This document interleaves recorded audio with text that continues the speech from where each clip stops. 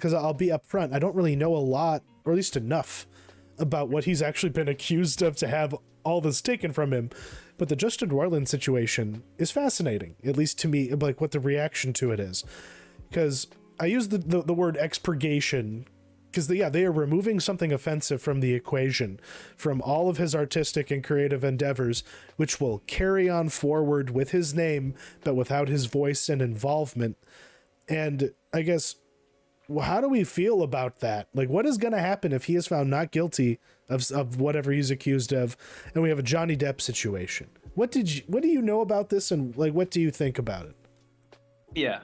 So there's kind of two aspects to this, and number one is the criminal case that he is, dealing with right now that recently got unsealed. The records got unsealed, and he was charged with, I believe, domestic battery, and that case is ongoing.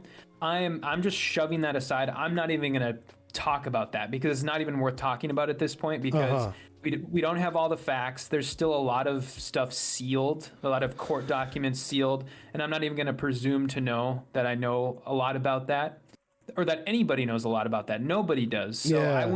I would recommend that people don't even talk about that. But on the other side of things, at the same time, he is in a lot of hot water because some DMs leaked out of him basically trying to hook up with underage fans. And yeah, this is the part to me that even if all that legal stuff didn't exist, this stuff justifies why all this is happening to him because I did not know anything about that.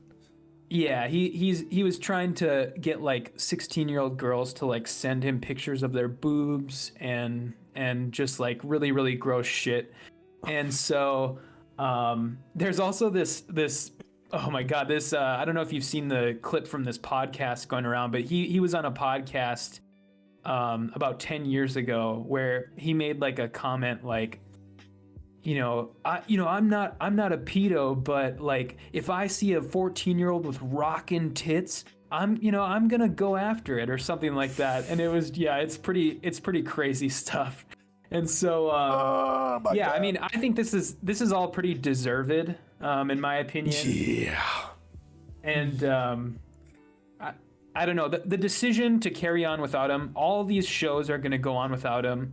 And I think the decision for the most part, well, especially with Rick and Morty, is it's a business decision because they've already committed to the episodes. So yeah, there's more people involved than just him. And I think that is maybe the calculation being made. It's like people's, income and insurance is probably all wrapped up in this. And they're not going to take his name off. They're going to have other people recreate his performances, which in an era where we are like maybe 5 years removed from Disney using like Chat GPT to recreate all of the characters in The Simpsons, so those individuals can finally, have a day off for the first time in years. Like this is, I don't know. Like a part of me is like kind of like they can't fucking do this. To isolate what we know about what he's done, and the prospect of them continuing without him just feels dirty to me at first blush. It doesn't feel like something I'd want to even watch anyway. But I guess that is kind of it. Like they have to finish making the shit. Everything's been ordered, and the people like this style of adult animation, and they're gonna give it to us. They're just gonna put as much sugar as they can to help the medicine go down in the transition, I suppose. Yeah, the voice thing, that's probably going to be the hardest thing to get used to, or for them to replicate. I think honestly, with like Rick and Morty and like Solar Opposites, I think Roiland's role or his involvement is really overstated, because if you actually, I went to the Rick and Morty's like credits and looked at this, and just to see how many episodes has Roiland actually like written of Rick and Morty. And it's slowly been going down as time's gone on. In season 1 of Rick and Morty, he wrote 3. In season 2, he wrote 2. In season 3, he wrote 1. In season 4, 5, and 6, he wrote 0. So Roiland's involvement in that show is really overstated. Okay. He's basically just the voices at this point. Same with Harmon. Harmon's even less involved with Rick and Morty than Roiland was. Like he wrote like one episode in season 1 and then hasn't any other ones. So it's like, I don't know. It's very, very overstated in my opinion. And they're the names. They're the cachet. Mm-hmm. Yeah.